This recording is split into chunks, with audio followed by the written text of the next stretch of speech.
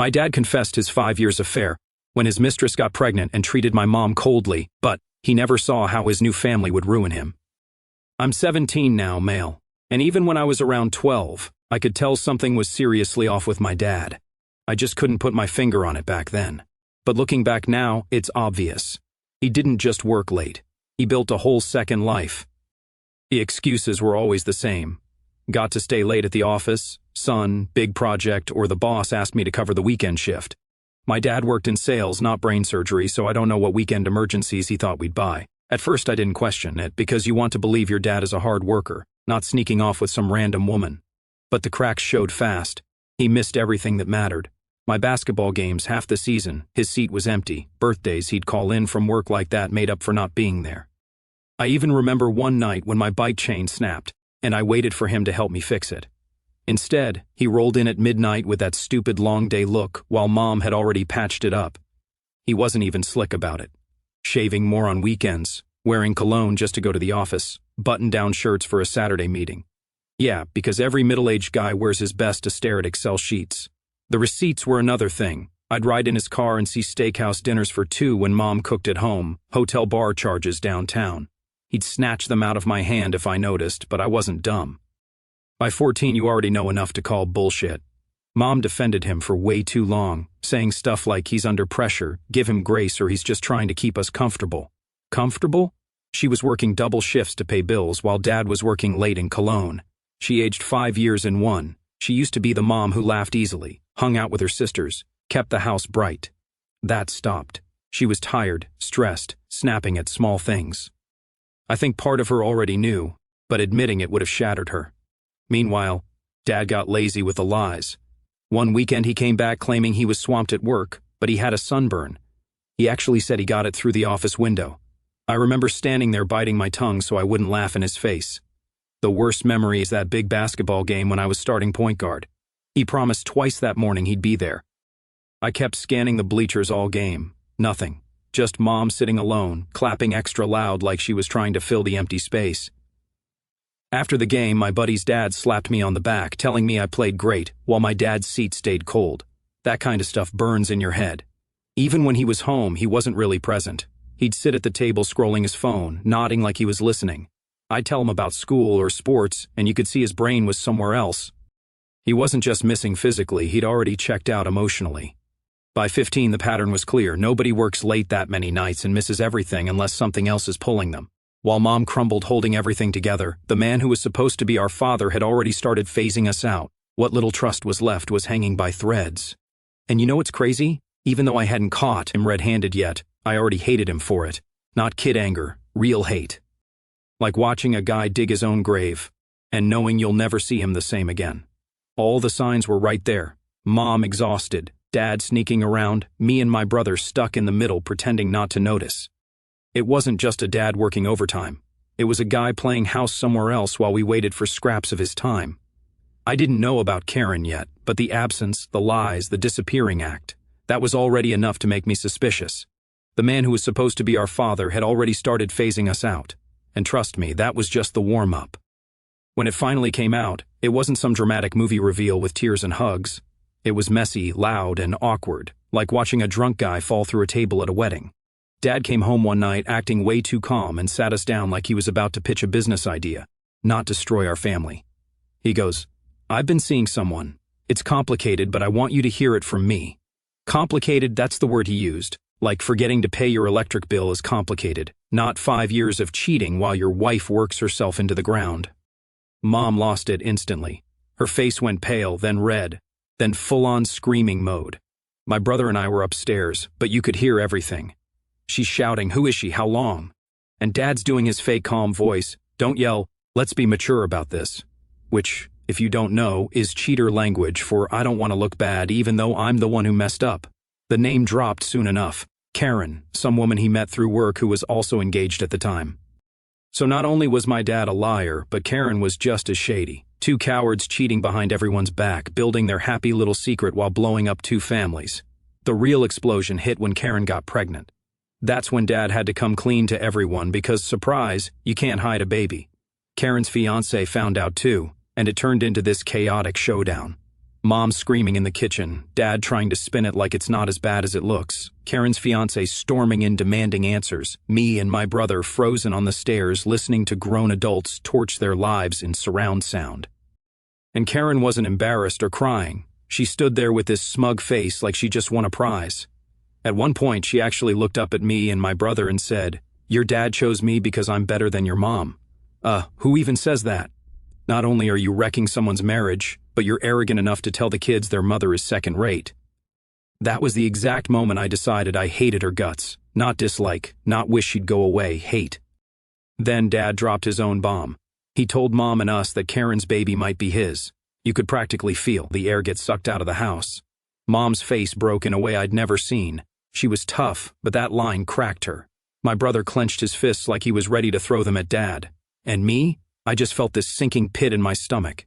It was like everything I suspected was suddenly carved in stone. Later tests proved it wasn't Dad's kid. You'd think that would have been the one shred of good news in the disaster.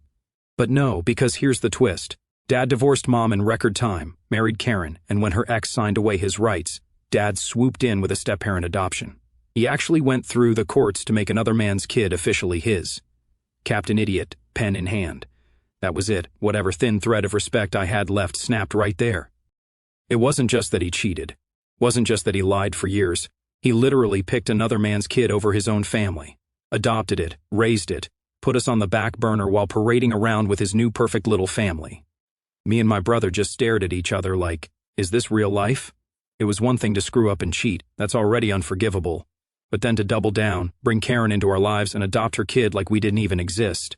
That felt like replacement-level betrayal. Like we were nothing more than practice kids and Karen's baby was his do-over. Mom tried to stay strong, but you could see how much it wrecked her. She cried in her room when she thought we weren't listening. She stopped eating as much, lost weight. People at her job whispered about how different she looked. She didn't deserve any of it. And the fact that Dad was out smiling with Karen while Mom was breaking down made me despise him even more. From then on, our house wasn't really a home. It was just survival mode. Mom grinding away, me and my brother staying out of trouble as much as we could, and Dad living his second life with Karen. And Karen never stopped being smug. She carried herself like she won some championship, like being the woman who destroyed a family made her superior. Every time I saw her face, I remembered her words. "Your dad chose me because I'm better than your mom." It played in my head like a loop. Karen also had epilepsy, which she never let anyone forget. Anytime things didn't go her way, she'd throw in stress. Isn't good for me. Like, that excused her being toxic. So yeah, that was the moment the respect died. Dad didn't just lose it, he buried it, stomped on it, and lit it on fire. By the end of that mess, I wasn't looking at him like my father anymore. Just some selfish guy who threw away his family for a cheap thrill and then doubled down by raising a kid that wasn't even his. That's when I realized I didn't just lose my dad. I never really had him in the first place, and things were only going to get worse from there. After the whole pregnancy and adoption circus, our lives basically split into two different worlds, Mom's world and Dad's. And believe me, Dad's world was a joke. At Mom's place, it was survival mode. She was exhausted all the time, barely holding it together. She started working more shifts, probably to prove to herself she didn't need him, but you could see the weight crushing her. The spark she used to have was gone. Leftovers, bills stacked on the counter, her staring off at the kitchen table. Meanwhile, Dad was playing house with Karen, and Karen couldn't help herself. Every visitation, she found a way to rub salt in it. One night we're sitting at dinner, Dad trying so hard to make it feel normal, passing the mashed potatoes like it's a sitcom family scene. And Karen leans over with this smug smile and goes, "This is a real family now." My brother nearly choked on his food. I slammed my fork down and said, "Yeah, real family, too bad it's fake." Dad glared at me. "Watch your tone." Karen smirked. "Don't be mad, sweetie. Your mom couldn't keep him, but I could." That one hit like a punch, even if I didn't show it. My brother muttered, "Screw this," and got up from the table. Dad barked, "Sit back down," but he didn't. He just walked off.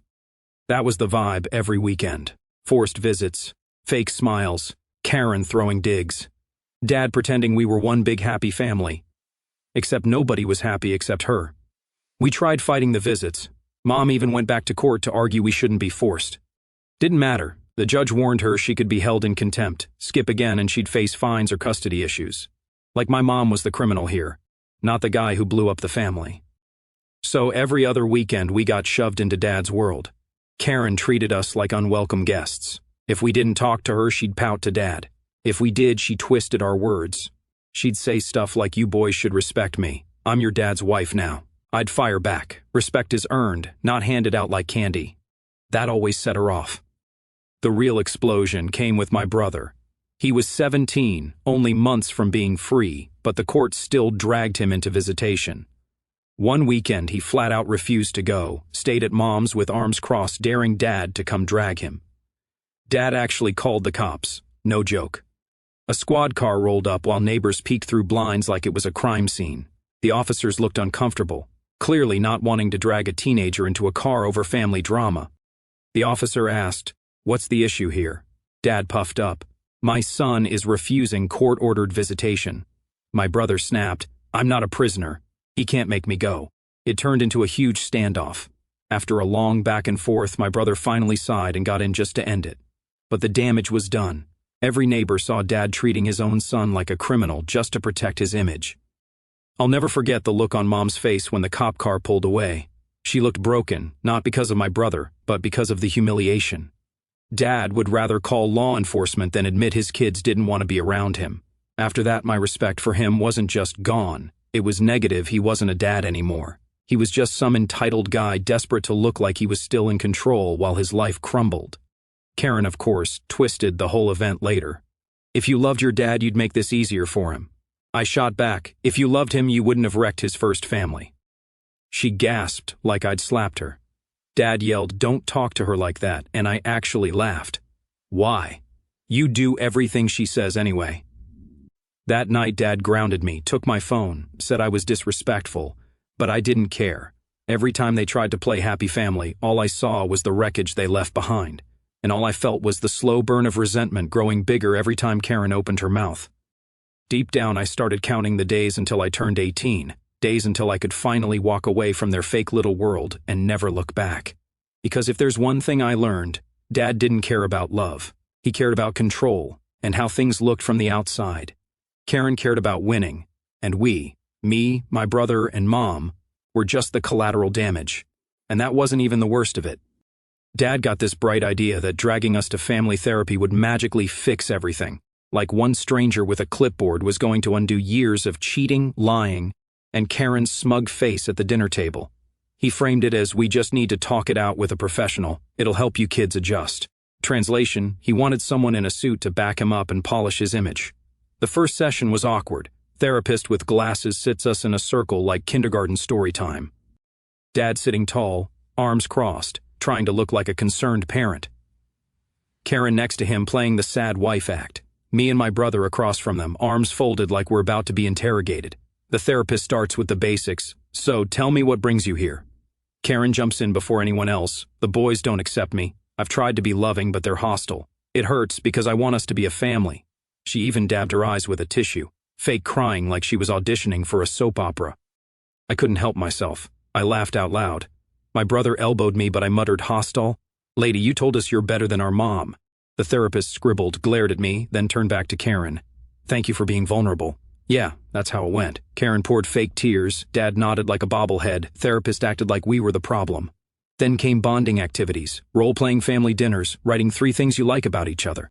I wrote "She leaves when therapy's over and she's not my mom" and left the third blank. My brother wrote "Pass." The therapist frowned like we kicked his puppy. Dad scolded us. "You're not taking this seriously." I said, "No, you're not taking reality seriously. You want us to play pretend while you two act like saints?" And that's when Karen pulled her stunt. Halfway through session 3, she clears her throat and says, "Actually, there's something I need to bring up." I didn't want to embarrass him, reaches into her giant purse, pulls out my backpack I left by the door and dumps it on the floor. Out rolls a pack of cigarettes and a crumpled $20 bill. Karen gasps, hand on chest like she's shocked. "I found these." I didn't want to believe it, but maybe this is why the boys act out. The therapist leans forward. "Is this true? Are you smoking? Stealing money?" I stared at the floor for a second, then back at her. I wasn't even mad yet, just stunned. She actually planted evidence in my bag like some low-budget detective show. Dad's face went red. "Unbelievable, I knew your attitude was hiding something." My brother exploded. "That's not his. You think he's dumb enough to leave that in his bag before therapy?" But Dad ignored him, pointed at me. "Do you know how much trouble this could cause? You think this makes you look mature?" I snapped back. Do you know how dumb you look siding with her? Those aren't mine. Karen chimed in. I didn't want to say anything, but I caught him acting suspicious last weekend. Funny thing, I'd seen her at the convenience store the night before buying the exact same pack. Didn't say a word, just kept it in the back of my head. So when she tried this stunt, I stood up, walked right over to her purse, and yanked out the cigarettes, receipt still attached. I slammed it on the table. Suspicious? You bought these yesterday. Nice try. The therapist blinked. Dad grabbed the receipt, read it, face drained. Karen stammered, That's not what it looks like. I leaned forward, grinning. What does it look like then, Karen? You trying to frame a 15-year-old so you can play victim harder? Dad still tried to salvage it. Don't talk to her like that. I laughed. Oh, I'll talk however I want. You're pathetic. She lies and you eat it up like it's gospel. You're not a dad. You're her little puppet. The room went dead silent. My brother smirked, proud. Karen's jaw dropped like she wasn't used to someone calling her out so bluntly. The therapist looked like he wanted to be anywhere else. I grabbed my bag, slung it over my shoulder, and said, I'm done. You can all sit here and play fake family, but I'm not wasting another hour listening to her lies. Then I walked out. No hesitation, no looking back. On the way home, my brother muttered that was savage. I shrugged. She wanted a scene. I gave her one. That night, Dad texted me paragraphs about how disrespectful I was, how I embarrassed him in front of a professional. I didn't even reply because at that point I realized the only thing Karen and Dad wanted was to break me down. They wanted me to care enough to fight for their fake approval, but I wasn't giving them that. If Karen thought she could frame me and win, she was dumber than I thought. And if Dad thought I was going to bow down and play house, he was delusional. All they really showed me was how far they'd go to keep up their little charade. And all it did was make me double down on one thing. I'd never give them the satisfaction of seeing me care. Problem is, Karen wasn't done testing me. If anything, therapy made her worse. She knew she couldn't win me over, so she switched tactics. Full-blown queen of the house mode. That first baby wasn't even his. He adopted anyway, trying to play hero. About a year later, Karen got pregnant again, and this time it looked like Dad really was the father. With her epilepsy, the doctor told her to rest more. In normal families, that probably means chill out, take naps, let your partner pick up the slack. But Karen treated it like she'd just been crowned. Suddenly, every tiny thing became our responsibility, and by our, I mean mine. First stupid order came on a Saturday. I'm on the couch, headphones in, scrolling my phone. Karen stretched out in her chair, remote literally 3 inches from her hand. She goes, "Can you hand me the remote?" I look at it, then at her. "You mean the one touching your arm?" She blinks like I'm the crazy one. "Yes, that one." I grin. "Nah, I think you got it." Her lips tighten, she picks it up herself, mutters, "So lazy, no wonder your dad's disappointed." That was her game. Act entitled, throw in a jab, then play victim when I push back. Next day it's water. She's got a full glass on the coffee table, barely touched, snaps her fingers at me like I'm her butler. "Get me some water." I glance at the glass. Pretty sure that's water right there. It's warm. I want fresh. Then walk to the sink. It's 20 steps, might even count as exercise. She gasps like I insulted the queen. My brother snorted from the hallway, which only made her madder. Third time she tells me check the front door.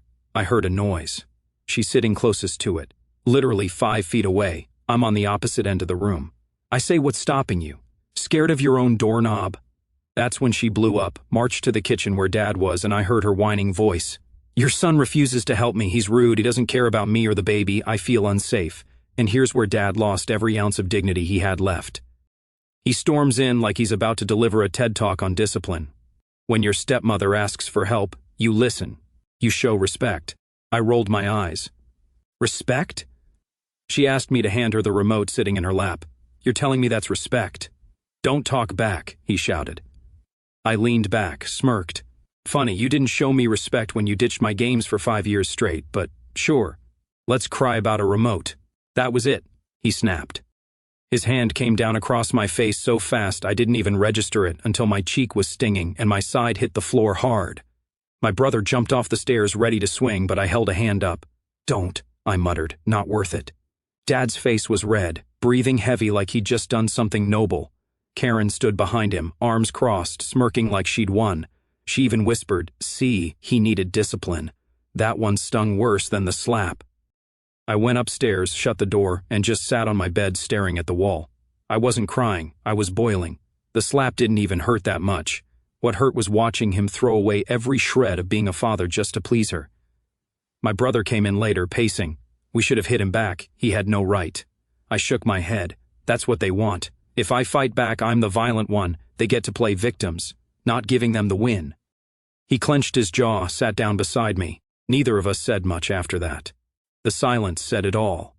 The next day at school, my friend noticed the mark on my face. What happened? I lied, said I got hit in practice. It was easier than explaining my dad chose his mistress over me and then hit me for not fetching a remote. From then on, I avoided that house as much as I could, stayed late at school, joined random clubs, hung out at fast food places until closing. Anything to cut down time under Karen's roof. A couple times, I even rode home with teammates, told Dad I was working on projects just so I could walk through the door later, and collapsed straight into bed without dealing with Karen's commands. But one thing was clear. Karen wasn't just entitled anymore. She had full control over him. She snapped her fingers. He jumped. She cried. He punished us. She lied. He believed her. It wasn't just pathetic. It was dangerous. Because now it wasn't just about making us miserable. It was about power, and Karen had it all. And if I thought things couldn't spiral any further, I was wrong, because the bruises didn't stay hidden for long. I thought I was slick keeping my hoodie on at school, brushing off questions, pretending everything was fine. But moms have X-ray vision when it comes to their kids. Mine caught it at dinner a few nights later. I was reaching across the table for ketchup when my shirt lifted just enough to show the bruise running down my side. Dark, ugly, stretched across my ribs like someone painted it there. Her fork froze midair. What's that? I straightened up fast, yanked my shirt down. Nothing, practice accident, took a hard screen. She didn't even blink. Her voice dropped sharp. Lift your shirt. Mom, seriously, now. So I did, pulled it up halfway, exposing the purple mess. Her hand flew to her mouth. She whispered it like saying it too loud might make it worse. He hit you. I shrugged, trying to downplay it. It's not a big deal. Her eyes flashed. Not a big deal. Your father put his hands on you. That's assault, not discipline. Don't you ever minimize that. I muttered, it's not like he hasn't already picked her over us 100 times. She started pacing, running hands through her hair. That woman, she's making him do this. I knew she was toxic, but laying hands on his own son? No, we're not letting this slide. I won't let him ruin you like he ruined me. The very next morning she was on the phone. First with the school counselor, then Child Protective Services. She used words I'd only heard in TV dramas, mandatory reporting, domestic incident, protective custody if necessary. It felt weird. Part of me wanted to tell her to stop because I knew how Dad would react. But another part, the part that had been slapped, lied to, and mocked by Karen, that part wanted blood. Sure enough, Dad found out. He showed up 2 days later, pounding on the door like he was SWAT. Mom opened it, arms crossed. He barged in red-faced. You told lies about me to the school. You're trying to ruin me. I stepped out from the kitchen, lifting my shirt just enough to flash the bruise. Funny, doesn't look like a lie to me. Karen slithered in behind him, clutching her belly like some fragile saint. Of course he lied. Like mother, like son, always playing victim. That line almost made me laugh. Victim? You literally planted cigarettes in my bag at therapy. You think anyone believes a word you say? Dad jabbed a finger at me. Don't you disrespect her, she's your stepmother. She's nothing, I cut him off. She's a home wrecker who bosses me around like I'm her butler, and you're her puppet. That's all you are now. The air went dead, even Karen blinked. Dad clenched his fists, jaw working like he wanted to hit me again. But before he could, Mom stepped forward with a stack of papers. I already reported it, she said firmly. It's out of my hands, CPS will be in touch. Try touching him again and it won't just be an investigation, it'll be charges. Dad's face drained. Karen sputtered. This is harassment. Mom cut her off. No, this is called consequences. You think you won, Karen? All you did was show everyone who you really are. Dad tried switching gears, lowering his voice. Let's just sit down, family dinner, work this out. I shook my head, smirking. Family dinner? You ditched our family years ago. You traded it for her and some kid that isn't even yours. Don't pretend you get to use that word now. Karen sneered, ungrateful little brat. Your father works harder than you'll ever understand. Yeah, I interrupted. Works hard at lying, cheating, and fetching you whatever you want. Congrats. You trained him well. My brother came downstairs at that point, arms crossed, staring Dad down. He didn't even need to say anything. The look said it all. Done. Finished. Dad looked between us, waiting for someone to back down. Nobody did. Karen tugged his sleeve like she was pulling a leash. whispering something about leaving before it escalates. And for once he listened to her. They stormed out, door slamming hard enough to rattle the picture frames. Mom didn't flinch. She turned to us, steady and fierce. "You boys are all I care about. Whatever happens next, we'll handle it. He doesn't get to break this family anymore." And for the first time in years, she looked like herself again. Not beaten down, not tired, fierce. Like she'd been waiting years to finally fight back. Standing there, ribs aching but heart pounding, I realized the tide had finally turned, and Dad had no idea just how done we really were. The report hit him harder than he let on. At first he tried to act unfazed, like Mom was just being dramatic and nothing would come of it. But when CPS showed up at his doorstep for a welfare check, his perfect little world cracked. I wasn't there, but my brother filled me in. A caseworker sat in his living room asking questions while Karen stood in the corner clutching her stomach, playing innocent. Dad kept saying it was just discipline. She exaggerated. "My son is troubled." The worker apparently raised an eyebrow and wrote things down without saying much. That silence was worse than yelling. Karen tried to jump in. They're brainwashed by their mother. They lie all the time. The worker didn't even look at her, just kept writing. After that visit, Dad changed. Not in the suddenly a good father way, but in the paranoid, angry, watching his back way. He stopped barking orders at me when I came over, stopped trying to act like king of the castle. Karen still pulled her smug little axe, but you could tell she was rattled. Every time the phone rang, she'd flinch like it was another follow-up call. Word got around too. Neighbors, who saw the cop scene months earlier, now saw social worker cars in his driveway. His whole working family man image was dead. People at his job even started whispering. One of Mom's friends ran into a woman from Dad's office who asked, "Is it true he's under investigation?" Yeah, Dad wasn't slick anymore. Meanwhile, life at Mom's house started shifting. For the first time in years, she wasn't just surviving, she had fight in her again. And then came Mark. Mark wasn't flashy, wasn't some smooth-talking guy trying to be stepdad of the year. He was just solid. Mom met him through a coworker. At first, my brother and I rolled our eyes. Another dude sniffing around, great. But when he came over, he didn't push. He shook our hands, asked us about school, actually listened. He didn't sit in Dad's old chair trying to replace him. He sat wherever, like it didn't matter. One night I caught him helping Mom fix the leaky sink. Dad used to act like plumbing was beneath him, always saying he was too busy. Mark just rolled up his sleeves, got under there and handled it. No drama, no complaints. When it was done, he wiped his hands and joked, "I'm not a handyman, but I try not to flood the kitchen." Mom laughed. I hadn't heard her laugh like that in years. And the thing is, I didn't hate him for it. I actually liked the guy. He wasn't trying to play dad. He was just being decent, respectful, something we hadn't seen in forever. Dad hated him, of course. When he found out Mom was seeing someone, he blew up our phones with texts about bad influence and replacing him. I screenshotted one of his rants and sent back, "Relax. You already replaced yourself with Karen years ago." He didn't reply. CPS ended up leaving Dad with a warning and a fat file with his name on it. They didn't suspend visits, but put him on a short leash. One more incident and the schedule would get yanked. If he so much as breathed wrong around us, he risked losing visitation completely.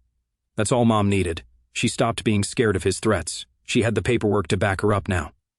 Karen, on the other hand, started cracking under the pressure. The smug comments got sharper, but they sounded desperate. She'd hiss stuff like, "Your mom's pathetic, you'll see, or your dad only stays stressed because of you two." I didn't even argue anymore. I'd just laugh. Nothing drives entitled people crazier than realizing their words don't land. By then my brother was fully no contact, changed his number, blocked Dad everywhere, never looked back. I wasn't far behind. I still had a few months before turning 18, but I was already counting down the days. Every visit was the same, awkward silence. Dad pretending things weren't falling apart, Karen glaring like I'd stolen her spotlight. But I wasn't bitter anymore. I was done. Because the truth is they lost. Dad lost the second he chose Karen over us. Karen lost the second she opened her mouth and told me she was better than my mom. They both lost the second they thought adopting another man's kid would erase the ones they already had. Meanwhile, Mom was finding her footing again. With Mark around the house felt lighter, not perfect, not like the old days, but stable. And that was enough. So yeah, Dad can keep his fake family. Karen can keep playing queen of the castle. They can keep their paranoia, their lies, their sad little kingdom built on betrayal. Me? I'm moving forward. I'll finish school, get out, build a life that doesn't include them. I'm not carrying his mistakes with me, I'm not repeating them. And Mom deserves Mark. She deserves someone who fixes sinks without complaining, who makes her laugh without effort, who shows up without excuses. As for Dad, he deserves exactly what he's got. a crumbling reputation, an entitled wife who treats him like a servant, and 2 sons who will never call him father again. And honestly, that's the most fitting ending I could have asked for.